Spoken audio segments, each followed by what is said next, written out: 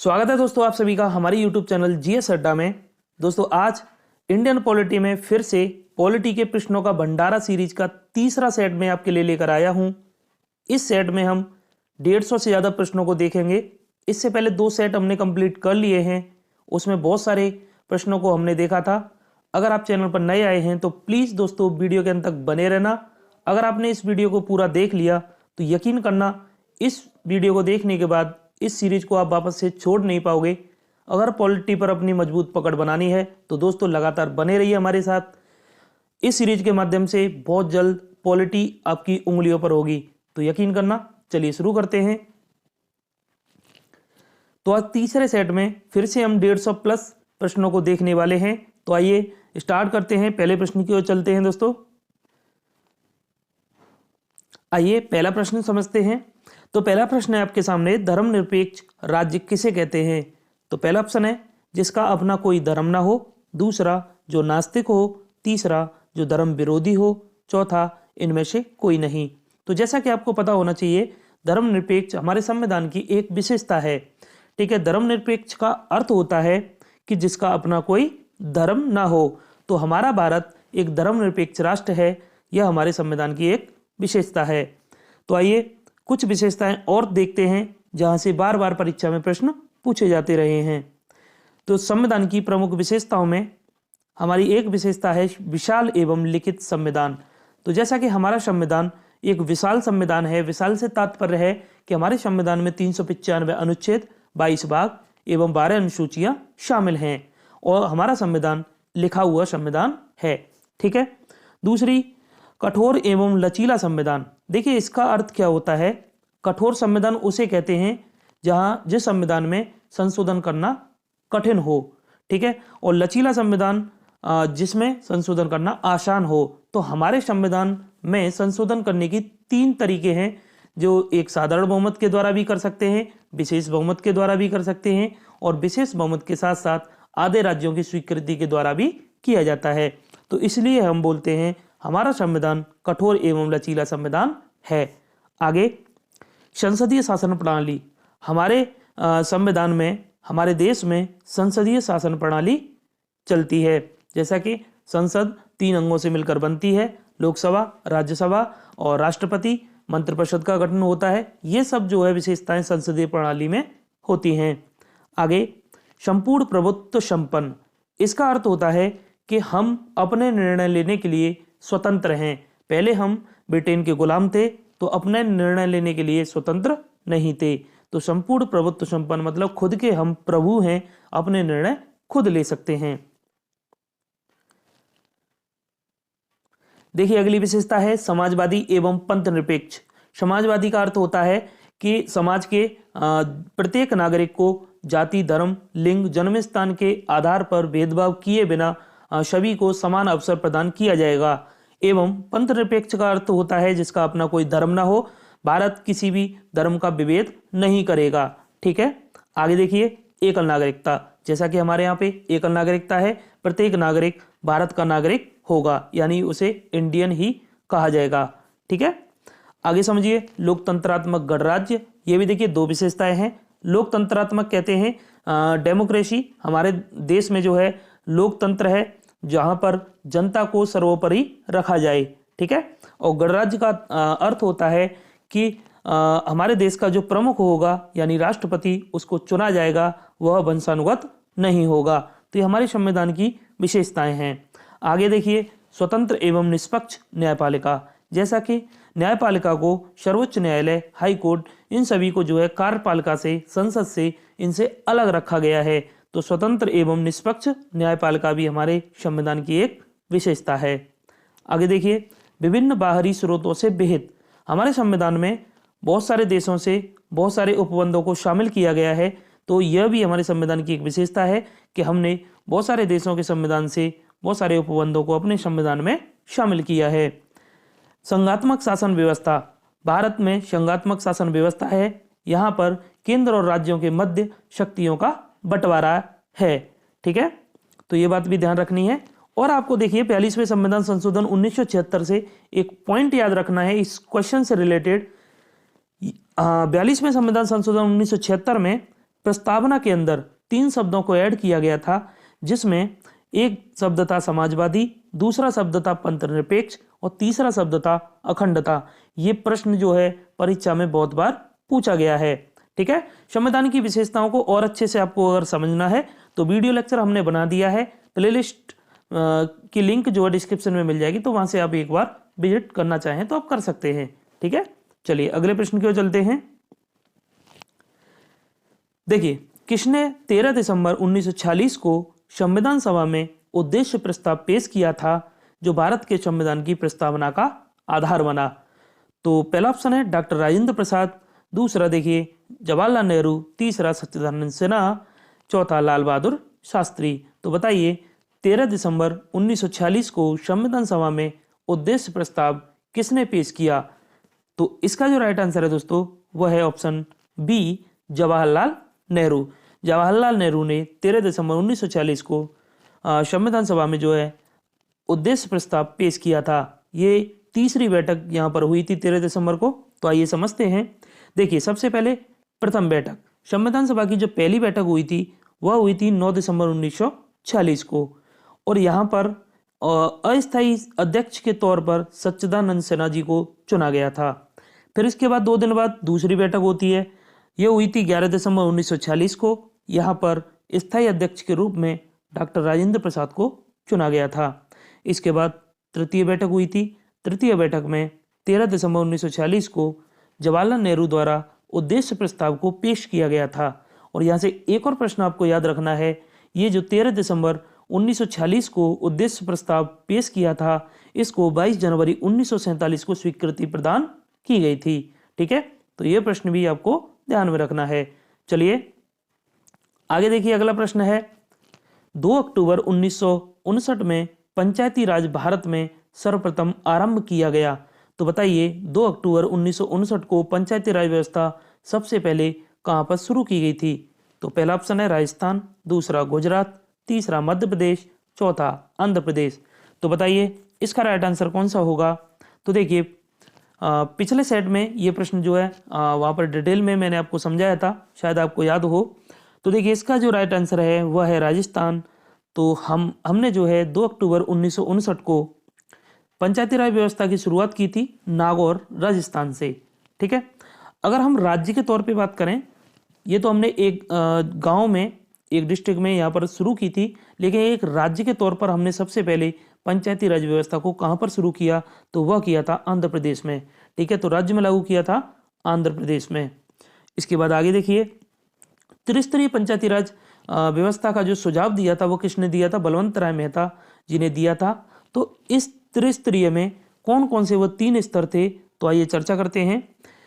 तो पहला था ग्राम पंचायत ग्राम स्तर पे, दूसरा था पंचायत समिति ये ब्लॉक स्तर पे, और तीसरा था जिला परिषद जिला स्तर पे।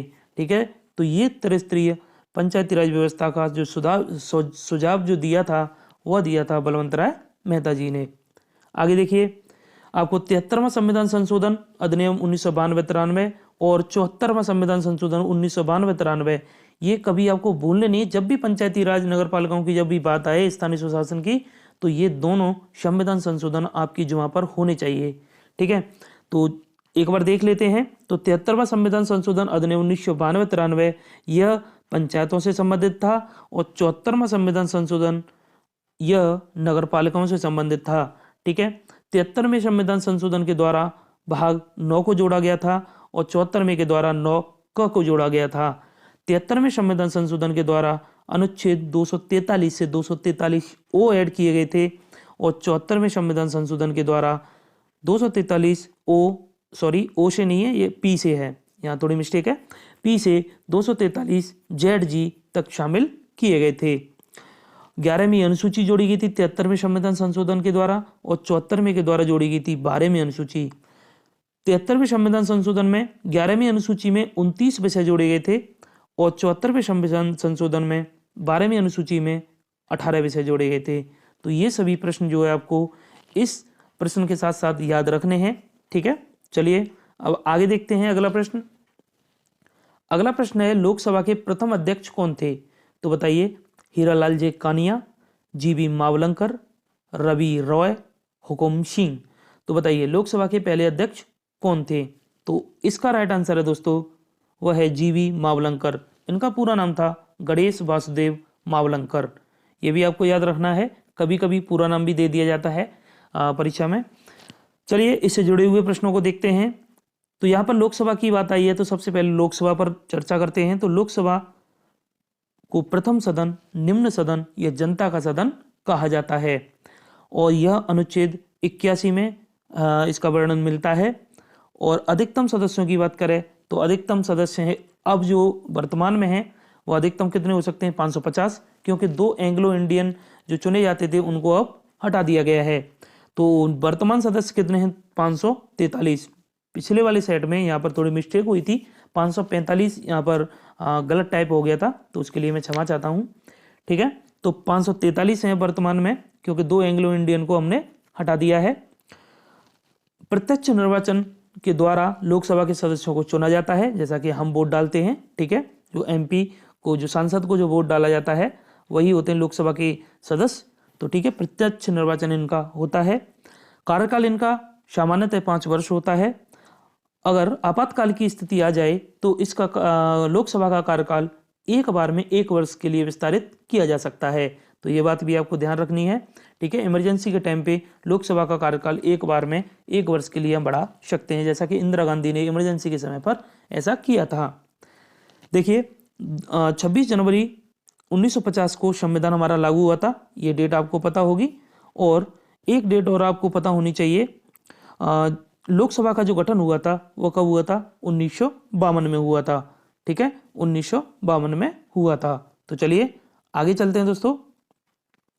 प्रथम अध्यक्ष जो चुने गए थे वो कौन थे? जीवी मावलंकर। इनका कार्यकाल था 1952 से 56 तक। 1952 से 56 तक। आइए अगले प्रश्न की ओर देखते हैं।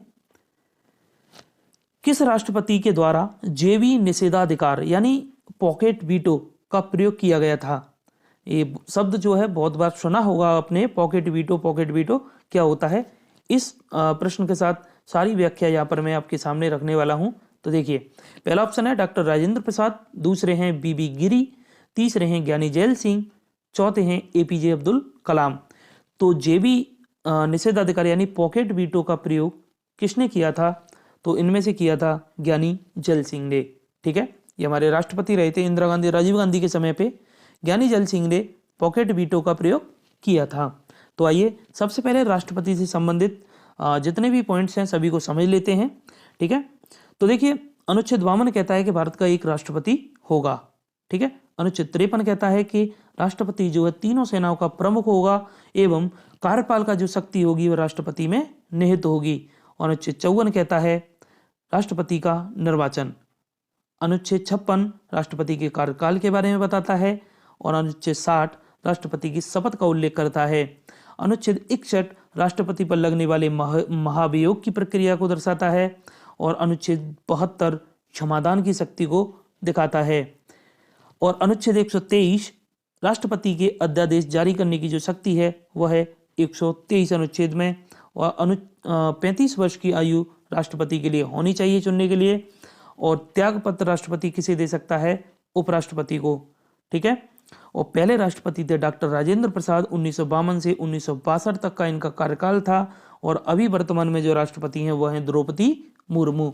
तो ये तो रहे राष्ट्रपति से संबंधित सभी पॉइंट्स। अब देखिए राष्ट्रपति को जो है, देखिए कुछ निषेधाधिकार शक्तियां प्राप्त हैं। निषेधाधिकार शक्तियों में सबसे पहली जो शक्ति है वह संपूर्ण निषेधाधिकार, एब्सोल्यूट वीटो। इसे आत्यंतिक निषेधाधिकार भी कहते हैं। ठीक है, ये होती क्या है कि देखिए कानूनों का जो निर्माण किया जाता है वो संसद के द्वारा किया जाता है। संसद में 2 सदन आते हैं, एक लोकसभा एक राज्यसभा।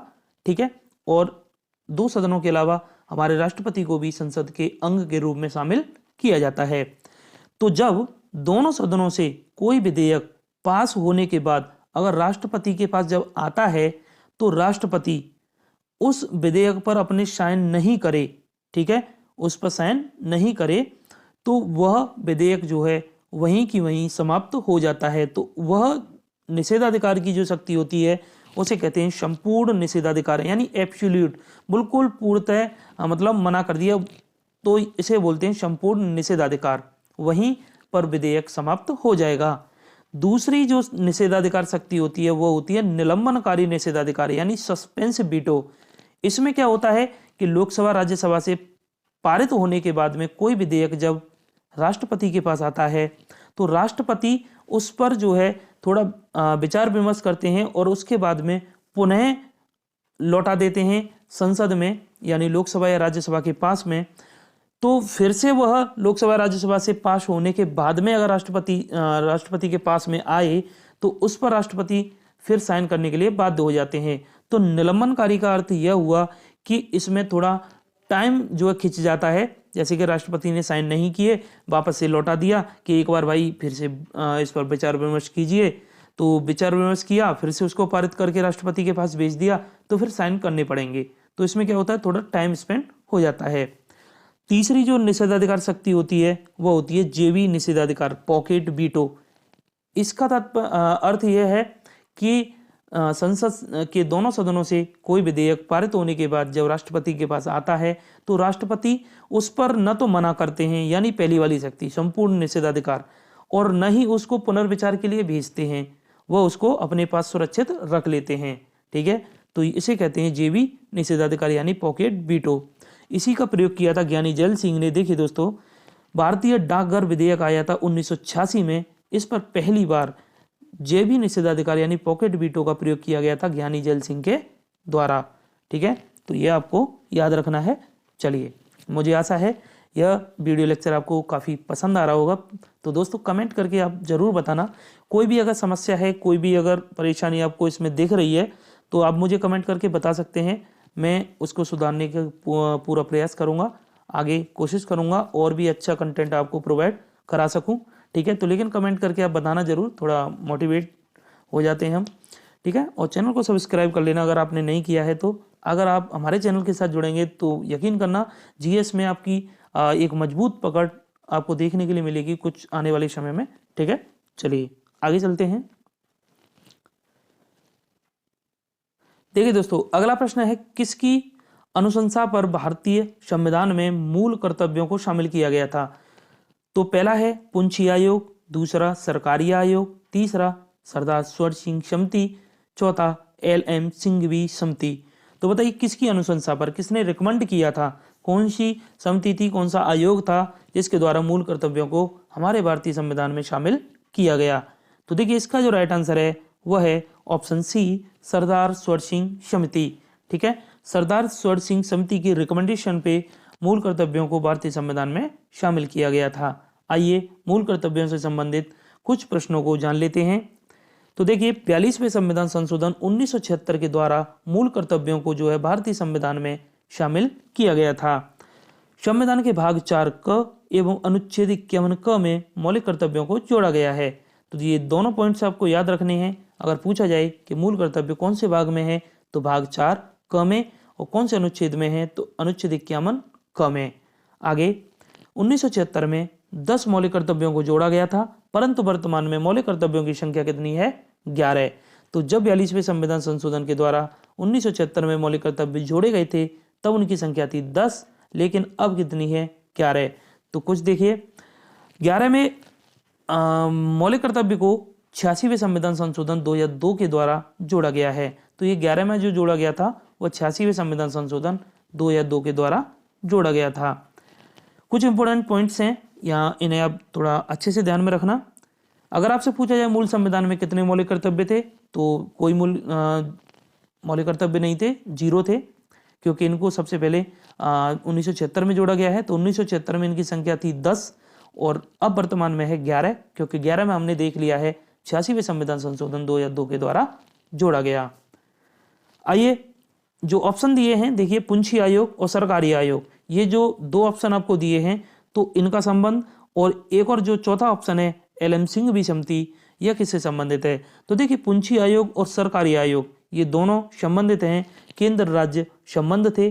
ठीक है, केंद्र राज्य संबंध से, और LM सिंघवी समिति संबंधित है स्थानीय स्वशासन से। तो ये आपको पता होगी, LM सिंघवी समिति अशोक मेहता, बलवंत राय मेहता, डॉक्टर GV के रॉय समिति, ये सब मैं आपको पढ़ा चुका हूँ। ठीक है, चलिए आगे समझते हैं, अगले प्रश्न की ओर देखते हैं। भारतीय संविधान में राज्य के नीति निर्देशक तत्वों की संकल्पना किस देश के संविधान पर आधारित है? यानी राज्य के नीति निर्देशक तत्वों को किस देश के संविधान से लिया गया है? पहला ऑप्शन है फ्रांस, दूसरा अमेरिका, तीसरा आयरलैंड, चौथा जापान। तो बताइए नीति निर्देशक तत्वों को हमने किस देश के संविधान से लिया है? तो इसका राइट आंसर है दोस्तों आयरलैंड। ठीक है, आयरलैंड के संविधान से हमने राज्य के नीति निर्देशक तत्वों को लिया है। राज्य के नीति निर्देशक तत्वों से संबंधित जितने भी पॉइंट्स हैं सभी को हम यहाँ पर देख लेते हैं। तो देखिए भाग 4 में राज्य के नीति निर्देशक तत्वों का वर्णन है और अनुच्छेद 36 से 51 तक राज्य के नीति निर्देशक तत्वों से संबंधित हैं। प्रेरित आयरलैंड के संविधान से है। ठीक है, ये हमने देख लिया।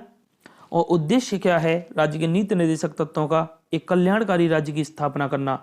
अगर कोई भी राज्य इन नीति निर्देशक तत्वों को अपने राज्य में लागू करेगा तो उसका राज्य जो है एक कल्याणकारी राज्य बनेगा। ठीक है, आइए कुछ और पॉइंट्स देख लेते हैं।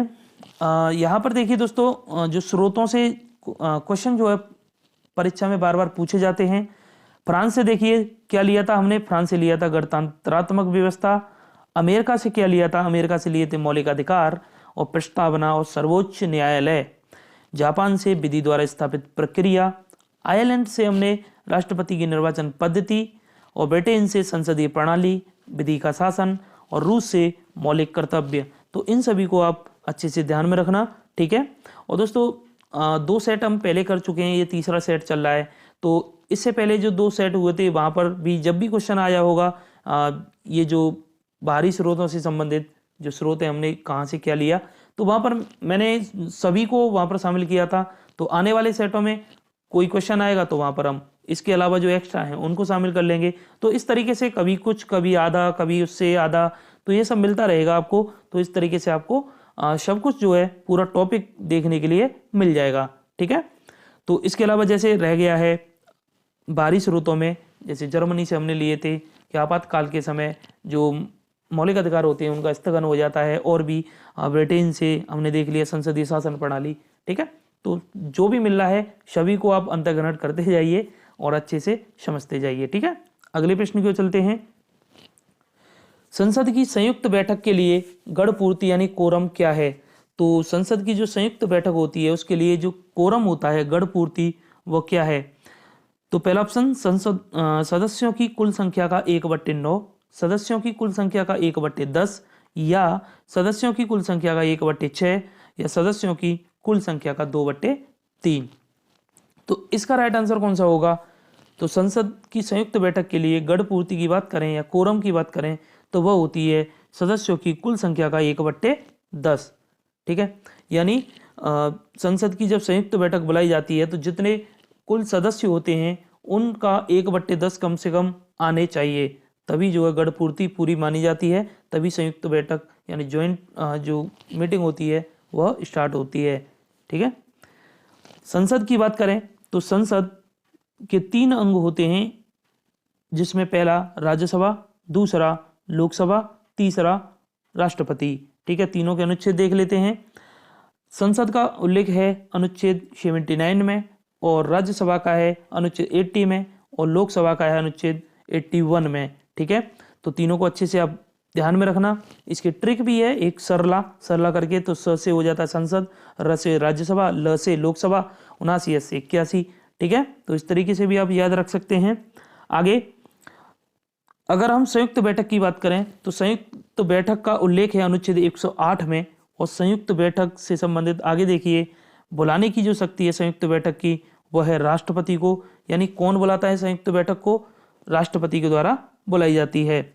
और संयुक्त बैठक साधारण विधेयक के संबंध में ही बुलाई जाती है, ये बात भी आपको याद रखनी है। और मैं आपको बता दूं कि संयुक्त बैठक कब बुलाई जाती है, कि संयुक्त बैठक की जरूरत तब पड़ती है जैसे कोई विधेयक है, किसी भी विधेयक पर लोकसभा ने अपनी स्वीकृति दे दी है, अगर वो राज्यसभा के द्वारा उसको पारित नहीं किया गया है तो उस कंडीशन में जैसे सत्र नहीं चल रहा तो जो है संयुक्त बैठक को बुला सकते हैं हम। ठीक है, 6 महीने से ज़्यादा का समय हो गया है तो इस तरीके से संयुक्त बैठक को बुला लिया जाता है उस विधेयक पर अपनी स्वीकृति दिलवाने के लिए, या किसी इम्पोर्टेंट विधेयक पर जो है दोनों जो सदनों से पारित करवाना है, तब भी संयुक्त बैठक को बुलाया जा सकता है। तो राष्ट्रपति बुलाते हैं और केवल साधारण विधेयक के संबंध में ही संयुक्त बैठक बुलाई जाती है।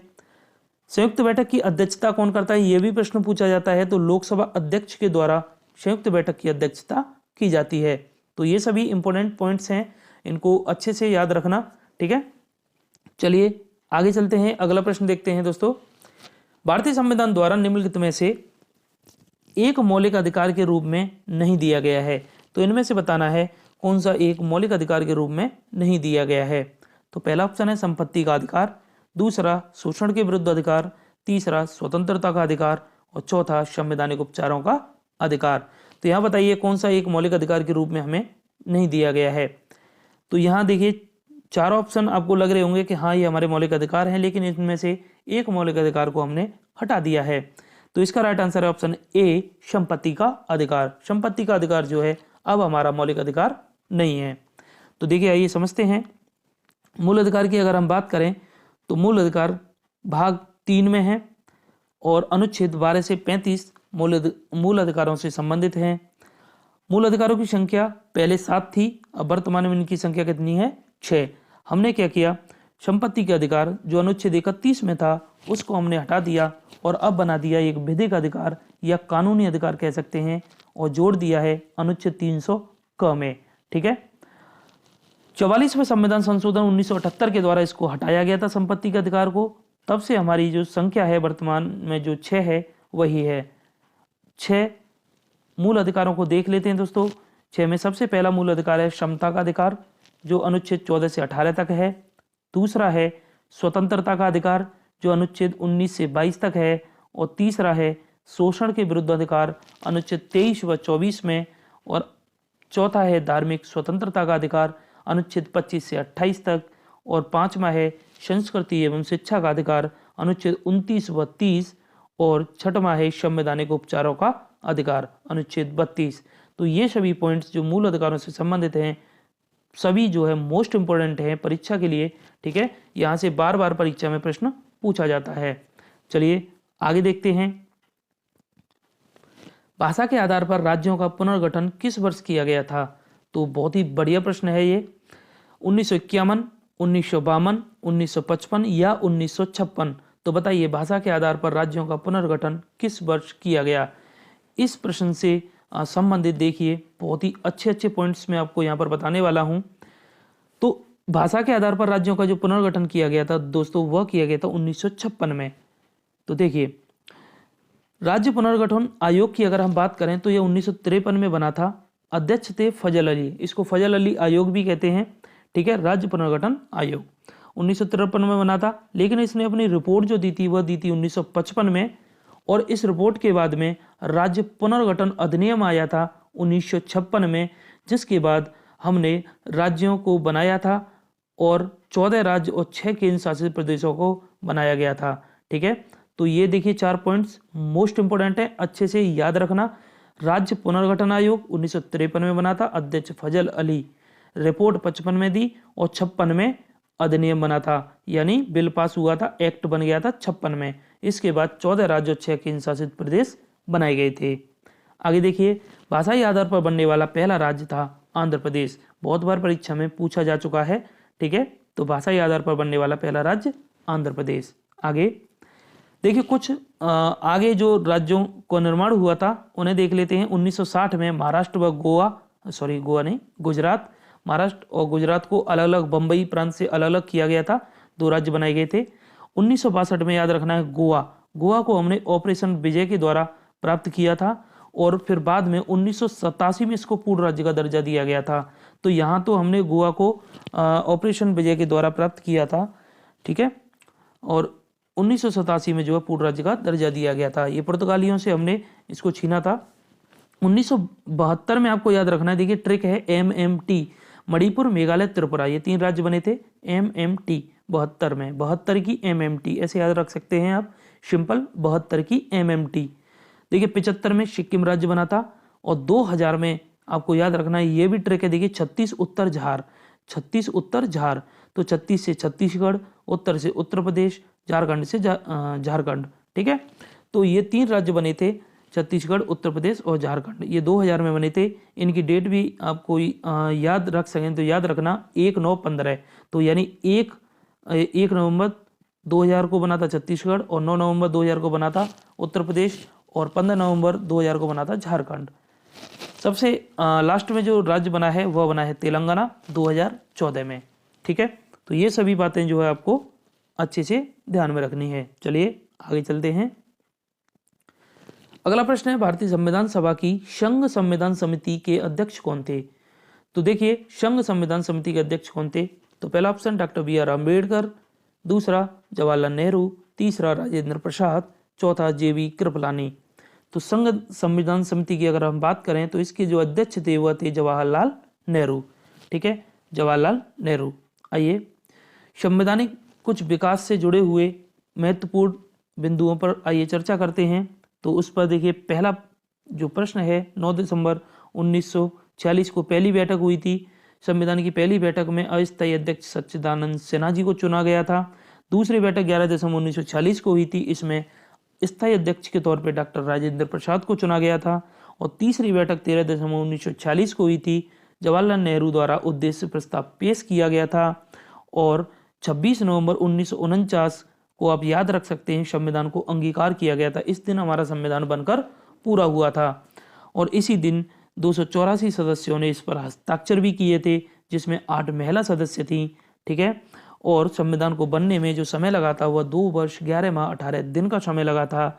और अंतिम बैठक जो संविधान सभा की हुई थी वह हुई थी 24 जनवरी 1950 को। और संविधान को हमें 26 जनवरी 1950 को लागू किया गया। इसी दिन से हम गणतंत्र दिवस के रूप में मनाते हैं। तो ये था संवैधानिक विकास, इससे जुड़े हुए सभी महत्वपूर्ण पॉइंट्स। ठीक है, और देख लीजिए। ठीक है, और देखिए संविधान सभा की कुछ समितियां जो इंपोर्टेंट समिति हैं जो पूछी गई हैं परीक्षा में, जिसमें देखिए प्रारूप समिति सबसे महत्वपूर्ण है। डॉक्टर भीमराव अंबेडकर इसके अध्यक्ष थे। संघ शक्ति समिति जवाहरलाल नेहरू थे। ये देखिए ऊपर वाली संघ संविधान समिति है और ये संघ शक्ति समिति है, दोनों के जवाहरलाल नेहरू थे, दोनों में संघ लगा हुआ है आगे।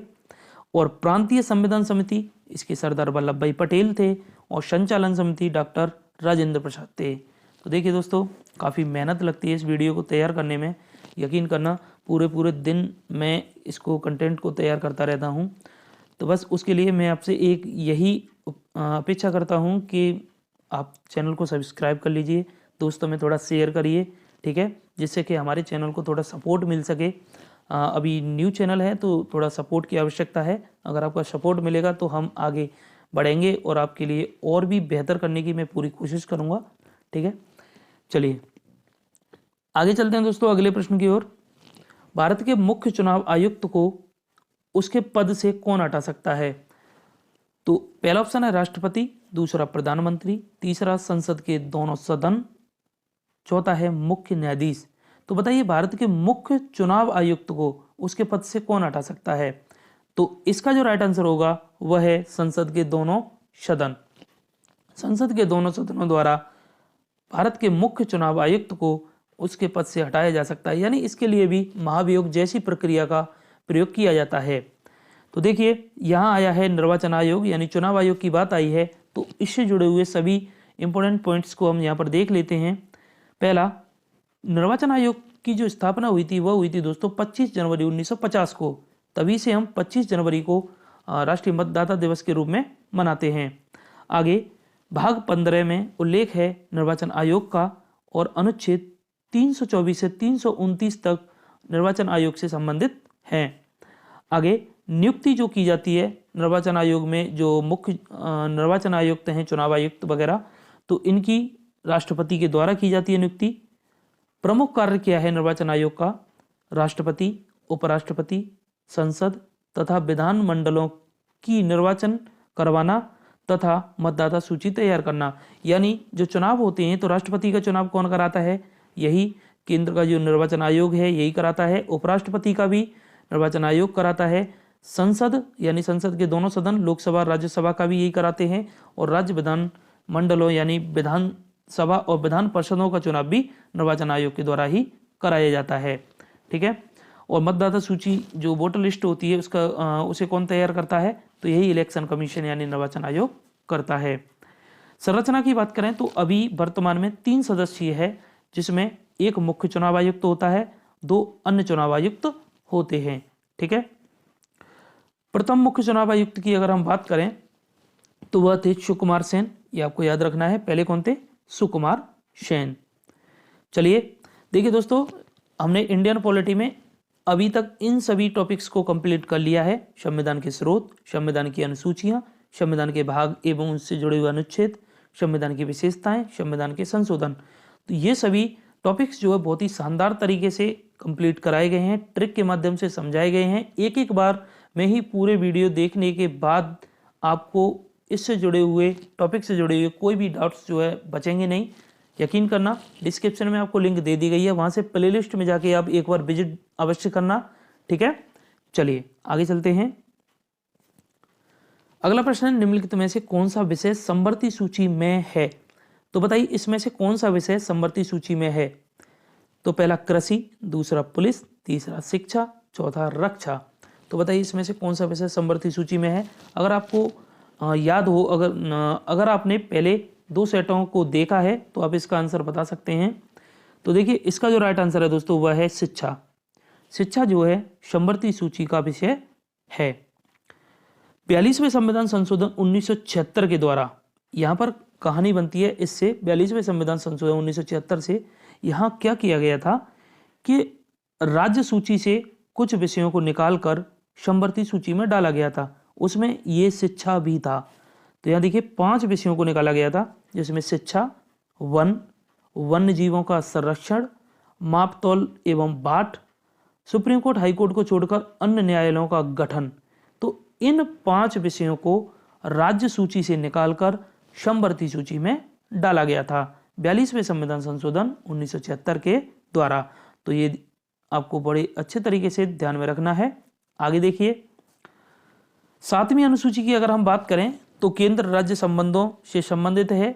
इसी 7वीं अनुसूची में 3 सूचियां दी गई हैं, जिसमें संघ सूची, राज्य सूची और समवर्ती सूची शामिल हैं। संघ सूची की बात करें, इस पर कानून कौन बनाता है? संसद बनाती है, जिसमें अभी वर्तमान में 100 विषय हैं। पहले इसमें 97 विषय थे। ठीक है, 3 विषय और जोड़े गए हैं। वहीं राज्य सूची की बात करें तो अभी वर्तमान में इसमें 61 विषय हैं, पहले इसमें 66 विषय थे। तो इसमें से 5 विषयों को देखिए 42वें संविधान संशोधन के द्वारा निकाल दिया गया था, तो 5 कम हो गए, 61 रह गए। और उन्हीं 5 को देखिए आगे, समवर्ती सूची में 52 विषय हैं, पहले थे 47, तो वही 5 विषय इसमें शामिल कर दिए गए थे, तब से ये 52 विषय हो गए हैं। आई होप आप समझ गए होंगे। ठीक है, तो आइए कुछ विषयों से संबंधित फिर से देख लेते हैं कौन से सूची में कौन कौन से विषय आते हैं। तो देखिए, संघ सूची की बात करें तो बड़े बड़े जितने भी हमारे विषय हैं वह संघ सूची में आते हैं, जिन पर केंद्र सरकार कानून बनाती है, जैसे बीमा, बैंक, रेलवे, जनगणना, रक्षा, विदेशी मामले। राज्य सूची जो राज्य स्तर के हैं, जैसे पुलिस, कृषि, कारागार, शराब, पशुपालन। ठीक है, समवर्ती सूची इन पर दोनों कानून बनाते हैं, शिक्षा, वन, विवाह, तलाक, कारखाने, बाट माप, ये सब जो है समवर्ती सूची में आते हैं। आगे चलते हैं। देखिए अगला प्रश्न है, निम्न में से किसकी नियुक्ति राज्यपाल द्वारा नहीं की जाती है? देखिए नहीं की जाती है पूछा गया है। कभी कभी क्या होता है कि स्टूडेंट्स जो है ना बहुत ही जल्दी में क्वेश्चंस को पढ़ लेते हैं, तो आगे तक पढ़ते नहीं है, तो उसमें जैसे नहीं वाला जो फैक्टर रहता है उसमें उसको पढ़ते नहीं है तो क्वेश्चन गलत हो जाता है। तो आंसर देना जितना इंपॉर्टेंट होता है, क्वेश्चन पढ़ना उससे भी ज़्यादा इंपॉर्टेंट होता है। ठीक है, तो क्वेश्चन को पूरा पढ़ा करिए। तो देखिए, तो इनमें से किसकी नियुक्ति जो है राज्यपाल के द्वारा नहीं की जाती है? तो पहला मुख्यमंत्री, दूसरा उच्च न्यायालय के न्यायाधीश, तीसरा महाधिवक्ता, चौथा राज्य लोक सेवा आयोग के सदस्य। तो देखिए इसका राइट आंसर है दोस्तों उच्च न्यायालय के न्यायाधीश। उच्च न्यायालय के न्यायाधीश की नियुक्ति राज्यपाल के द्वारा नहीं की जाती है। बाकी मुख्यमंत्री की जाती है, महाधिवक्ता की जाती है, राज्य लोक सेवा आयोग के सदस्यों की भी की जाती है। तो आइए देख लेते हैं। तो अनुच्छेद 217 कहता है उच्च न्यायालय के न्यायाधीशों की नियुक्ति के बारे में, यानी 217 में कहा गया है उच्च न्यायालय के न्यायाधीश की नियुक्ति के बारे में। अब करेगा कौन? तो राष्ट्रपति के द्वारा यह नियुक्ति की जाती है, न कि राज्यपाल के द्वारा। तो राष्ट्रपति के द्वारा की जाती है, लेकिन इसके लिए परामर्श लिया जाता है। तो परामर्श किस किस का लिया जाता है? तो जब हाई कोर्ट के न्यायाधीश की नियुक्ति होती है तो उसके लिए परामर्श लिया जाता है उच्चतम न्यायालय के मुख्य न्यायाधीश यानी सर्वोच्च न्यायालय के मुख्य न्यायाधीश का और उस राज्य से संबंधित राज्यपाल का और उच्च न्यायालय यानी हाई कोर्ट के मुख्य न्यायाधीश का। तो इन तीन की सलाह पर जो है हाई कोर्ट के न्यायाधीशों की नियुक्ति की जाती है। ठीक है, आगे हाई कोर्ट की बात आई है तो चलिए हाई कोर्ट से जुड़े हुए पॉइंट्स को यहाँ पर देख लेते हैं। तो भाग 6 में हाई कोर्ट का उल्लेख मिलता है अनुच्छेद 214 में हाई कोर्ट है तो 214 से 231 तक जो अनुच्छेद आते हैं वह हाई कोर्ट में आते हैं। अनुच्छेद 214 में जो है हाई कोर्ट का वर्णन मिलता है। अनुच्छेद 226 जो आपको याद रखना है, अनुच्छेद 32 के अंतर्गत 5 रिटें जारी करना, अनुच्छेद 32 के अंतर्गत 5 रिटें जारी करना यह अनुच्छेद 226 के द्वारा रिटें जारी करता है। वर्तमान में उच्च न्यायालय की संख्या कितनी है? 25 है। तो जब देखिए उच्च न्यायालय हम पढ़ ही रहे हैं तो लगे हाथ अब सुप्रीम कोर्ट यानी उच्चतम न्यायालय को भी देख लेते हैं। तो देखिए सुप्रीम कोर्ट की अगर हम बात करें तो सुप्रीम कोर्ट का वर्णन है भाग 5 में, अनुच्छेद आते हैं 124 से 147 तक। अनुच्छेद 124 में है सर्वोच्च न्यायालय का गठन और अनुच्छेद 129 आपको याद रखना है। यहाँ देखिए जो भी आर्टिकल आपको दिए गए ना काफी मतलब महत्वपूर्ण हैं। अनुच्छेद 129 है अवलेख न्यायालय यानी सर्वोच्च न्यायालय के जो है जो न्याय होंगे वो उनको लिखा जाएगा अवलेख न्यायालय। अनुच्छेद 137 न्यायिक पुनर्वलोकन। अनुच्छेद 139 अनुच्छेद 32 के अंतर्गत 5 रिटें जारी करना। तो हमारा जो सुप्रीम कोर्ट है अनुच्छेद 139 में ये 5 रिटें जारी करता है। और अनुच्छेद 143 सलाहकारी क्षेत्राधिकार। ठीक है, सलाहकारी क्षेत्राधिकार यानी सुप्रीम कोर्ट राष्ट्रपति से सलाह ले सकता है और राष्ट्रपति को सलाह दे सकता है। ठीक है, चलिए आगे देखिए। अगला प्रश्न है संविधान संशोधन की प्रक्रिया संविधान के किस भाग में वर्णित है? तो बताइए कौन से भाग में संविधान संशोधन की प्रक्रिया है? तो भाग 20, भाग 11, भाग 18, भाग 15। तो संविधान संशोधन की प्रक्रिया है दोस्तों संविधान के भाग 20 में। ठीक है, तो भाग 20 इसका राइट आंसर होगा। तो आइए देख लेते हैं कुछ और महत्वपूर्ण बिंदु। भाग 20 में संविधान संशोधन की प्रक्रिया है। ठीक है, अनुच्छेद 368 में इसका उल्लेख मिलता है और स्रोत यानी हमने संविधान संशोधन की प्रक्रिया कहाँ से ली थी? तो दक्षिण अफ्रीका से ली थी। कहाँ से ली थी? दक्षिण अफ्रीका से ली थी। आगे देखिए संविधान संशोधन के 3 तरीके हैं जिस पर हम पहले अभी बात कर रहे थे पिछले क्वेश्चंस में। ठीक है, तो संविधान संशोधन के कौन कौन से 3 तरीके हैं? तो पहला तरीका है साधारण बहुमत द्वारा, यानी संविधान संशोधन साधारण बहुमत के द्वारा भी किया जा सकता है। जैसे किसी भी राज्य का गठन करना है, उसके क्षेत्र नाम सीमा में परिवर्तन करना है तो ये साधारण बहुमत से हम कर सकते हैं। विशेष बहुमत द्वारा यानी 2/3 के बहुमत के द्वारा भी संविधान संशोधन किए जाते हैं और विशेष बहुमत के साथ साथ आधे राज्यों की स्वीकृति के द्वारा, जैसे कि जीएसटी था, विशेष बहुमत से पारित करने के बाद में आधे राज्यों से स्वीकृति ली गई थी। ठीक है, तो संविधान संशोधन के 3 तरीके हैं, इसीलिए इसको कठोर एवं लचीला संविधान कहा जाता है। हाँ, वहीं पर हमने बात की थी विशेषता वाले में। ठीक है, आगे संविधान के प्रमुख भागों की अगर बात करें तो यहाँ देख लीजिए प्रमुख जितने भी भाग हैं सभी को इसी स्लाइड पर हम देखते हैं। तो देखिए पहला भाग में है संघ एवं राज्य क्षेत्र, दूसरा भाग उल्लेख करता है नागरिकता और तीसरा भाग संबंधित है मौलिक अधिकार से, चौथा राज्य की नीति निर्देशक तत्व, 4 का मूल कर्तव्य और भाग 5 है संघ और भाग 6 राज्य और 7वें को तो हमने 7वें संविधान संशोधन के द्वारा हटा ही दिया गया था। ठीक है, और 8वां है संघ शासित प्रदेश। तो यहाँ तक याद करने में कोई डिफिकल्टी नहीं होती है। इसके बाद के जो आते हैं पेपर में भी वहीं से पूछे जाते हैं। ठीक है, तो देखिए आगे भाग 9 है पंचायतें, भाग 9 क नगर पालिकाएं, भाग 11 केंद्र राज्य संबंध, भाग 15 निर्वाचन, भाग 17 में राजभाषा, भाग 18 आपात उपबंध और भाग 20 संविधान संशोधन। इन सभी भागों में से जब भी पेपर में प्रश्न पूछा जाता है तो इन्हीं से आता है। ठीक है, और इस पर भी हमने वीडियो लेक्चर बनाया है, बहुत ही शानदार तरीके से वहां पर समझाया गया है, बहुत ही अच्छी अच्छी ट्रिकों के माध्यम से इनको याद कराया गया है। एक बार देख लेना, एक बार देखने के बाद दोबारा देखने की जरूरत नहीं पड़ेगी, यकीन करना मेरा। ठीक है, चलिए आगे चलते हैं दोस्तों। भारत की संविधान सभा ने राष्ट्रीय ध्वज का प्रारूप कब अपनाया था? तो भारत कि संविधान सभा ने राष्ट्रीय ध्वज का प्रारूप कब अपनाया था, यानी जो हमारा तिरंगा है, झंडा है, इसको हमने इसके प्रारूप को कब अपनाया था। तो पहला ऑप्शन है 22 जुलाई 1946, दूसरा 22 जुलाई 1947, तीसरा 24 जनवरी 1950, चौथा 26 जनवरी 1950। तो देखिए राष्ट्रीय ध्वज का जो प्रारूप था उसे अपनाया गया था 22 जुलाई 1947 को। यह डेट आपको बहुत ही अच्छे तरीके से ध्यान में रखनी है, ठीक है। देखिए हमारी बात हो रही है राष्ट्रीय ध्वज, हमारे तिरंगे की, हमारी आन बान शान, ठीक है। हमारा तिरंगा से संबंधित जितने भी जो पॉइंट्स हैं जो परीक्षा में पूछे जाते हैं, यहाँ पर देखते हैं हम। देखिए राष्ट्रीय ध्वज के बीच चक्र में तीलियों की संख्या पूछी जाए तो वह होती है 24। देखिए यहाँ बीच में जो व्हाइट कलर की पट्टी पे जो चक्र है उसमें तीलियों की संख्या कितनी है, 24 है। और राष्ट्रीय ध्वज की अगर लंबाई चौड़ाई का अनुपात की बात करें तो 3:2 इसकी लंबाई और चौड़ाई का रेशियो है, ठीक है। और इसमें सभी को पता है 3 रंग होते हैं, तिरंगा इसीलिए हम कहते हैं। तो राष्ट्रीय ध्वज तिरंगा में 3 रंग होते हैं, जिसमें जो पहला रंग होता है केसरिया, वह त्याग और बलिदान का प्रतीक होता है। और दूसरा सफेद शांति, एकता और सच्चाई का प्रतीक होता है। तीसरा हरा और विश्वास और उर्वरता का प्रतीक होता है। तो ये 3 रंगों से बना है हमारा प्यारा तिरंगा, ठीक है। तो ये सभी पॉइंट्स आप जो है ध्यान में रखना। आगे देखिए कुछ महत्वपूर्ण तिथियां हैं जो बार बार परीक्षा में पूछी जाती हैं और कंफ्यूज भी ज़्यादा करती हैं, जिसमें देखिए पहली 26 नवंबर 1949 को हमारा संविधान बनकर तैयार हुआ था, इसे अंगीकार किया गया था, इस पर सिग्नेचर हुए थे।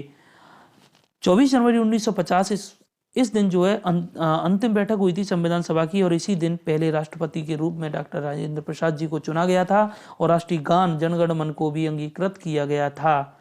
तीसरी 26 जनवरी 1950 भारतीय संविधान हमारा लागू हुआ था, गणतंत्र दिवस मनाना हमने शुरू किया था और भारतीय राज्य की चिन्ह अशोक स्तंभ को इस दिन अंगीकृत किया गया था। तो देखिए काफ़ी कन्फ्यूजिंग है, राष्ट्रीय गान को 24 जनवरी को अंगीकृत किया गया था, 26 जनवरी को राजकीय चिन्ह को किया गया था, यानी राष्ट्रीय चिन्ह को किया गया था।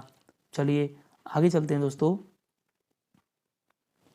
भारत में राज्य विधानमंडलों का भारत में जो राज्य विधानमंडल हैं जिसमें 2 सदन होते हैं और 3 अंग होते हैं, संसद की तर्ज पे ही 3 अंग होते हैं, 2 सदन होते हैं।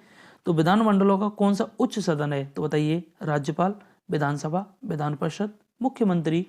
तो देखिए सदन हमारे सामने है, विधानसभा या विधान परिषद, तो इसका उच्च सदन की बात हो रही है तो वह है विधान परिषद, ठीक है, विधान परिषद। आइए राज्य विधानमंडल की बात करें तो इसके 3 अंग हैं, जिसमें पहला अंग है क्या, विधानसभा, दूसरा विधान परिषद, तीसरा राज्यपाल। इन 3 अंगों से मिलकर राज्य विधानमंडल का निर्माण होता है। तो आइए इनसे जुड़े हुए आर्टिकल्स को देख लेते हैं। राज्य विधानमंडल की बात करें तो 168 आर्टिकल में इसका उल्लेख है। 168 में क्या है, राज्य विधानमंडल। 169 में राज्य विधान परिषद का सृजन एवं विघटन, कहाँ पर राज्य विधान परिषद का गठन करना है, कहाँ पर उसको समाप्त करना है, यह 169 में है। 170 में है राज्य विधानसभा की संरचना और 171 में है राज्य विधान परिषद की संरचना। 69-71 में अंतर है, 71 में संरचना का उल्लेख है और 69 में है कहाँ पर गठन करना है, ठीक है। चलिए आगे देखिए अगला प्रश्न। भारत में कौन सा एकमात्र राज्य है जहां समान नागरिक संहिता, कॉमन सिविल कोड लागू है।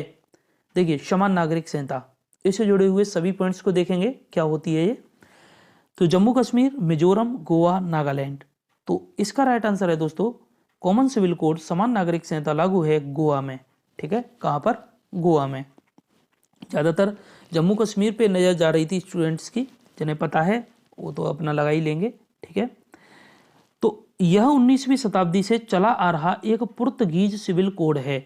जैसा कि आपको पता होना चाहिए कि गोवा किसके अंडर में था, पुर्तगालियों के अंडर में था। तो वहाँ पर पुर्तगाल के द्वारा ही पुर्तगीज जो सिविल कोड था वो चला आ रहा था 19वीं शताब्दी से। समान नागरिक संहिता एक पंथ निरपेक्ष कानून है जो सभी धर्मों के लोगों के लिए समान रूप से लागू होता है। होता क्या है कि गोवा के अंदर सभी धर्मों के लोगों के लिए एक जैसा कानून है। वहाँ पर चाहे विवाह हो, चाहे तलाक हो, या कोई और भी जमीनी विवाद हो, या कोई भी जो होता है उत्तराधिकार वगैरह, जो भी नियम कानून हो, सभी धर्मों के लिए एक हैं। कैसे कि मुस्लिम धर्म में होता है ना कि 3 तलाक वाला जो केस देखा होगा आपने, 3 तलाक, जो 3 बार तलाक तलाक बोलने से तलाक होता था, तो ये सब सिस्टम गोवा के अंदर नहीं चलता है। वहाँ पर सभी धर्मों के लिए एक ही कानून है। तो ये एक पंथ निरपेक्ष कानून है। ठीक है, आगे देखिए, अनुच्छेद 44 के तहत इसका उल्लेख राज्य के नीति निर्देशक तत्व में मिलता है। तो राज्य के नीति निर्देशक तत्वों में अनुच्छेद 44 में इसका उल्लेख देखने के लिए मिलता है। ठीक है, इसे यूनिफॉर्म सिविल कोड के नाम से भी जाना जाता है। तो ये भी याद रखना, इसे यूनिफॉर्म सिविल कोड के नाम से भी जाना जाता है। तो ये सभी बात आप याद रखना इससे रिलेटेड। आइए अब देखते हैं अगला प्रश्न। भारत के उपराष्ट्रपति निर्वाचित होते हैं। तो उपराष्ट्रपति निर्वाचित होते हैं किसके द्वारा, बताइए। पहला, जनता द्वारा। दूसरा, संसद के दोनों सदनों के सदस्यों द्वारा। तीसरा, राज्यों के विधानमंडलों द्वारा। चौथा, निर्वाचक मंडल द्वारा।